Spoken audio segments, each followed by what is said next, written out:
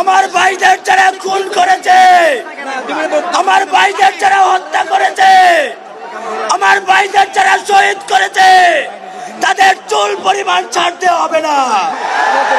প্রয়োজনে দ্বিতীয় বিপ্লবের ঘোষণা হবে।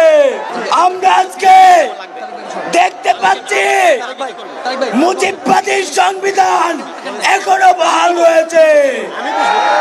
যেই সংবিধান বাংলাদেশের নাগরিকের অধিকার দিতে পারে নাই, যেই সংবিধান দাড়ি টুপিওয়ালাদেরকে অধিকার দিতে পারে নাই, যেই সংবিধান আলেমদেরকে জঙ্গি বানিয়েছে, সেই সংবিধান বাংলাদেশে থাকতে পারে না। আমরা পরিষ্কার ভাবে বলতে চাই, এই বাংলাদেশের ছাত্র জনতা কখনো বুলেটে ভয় পায় নাই। যেই বাংলাদেশ বুলেটে ভয় পায় নাই, সেই বাংলাদেশকে ষড়যন্ত্র দিয়ে রুখে দিতে পারবে না, আমাদেরকে দবাই দিতে পারবে না।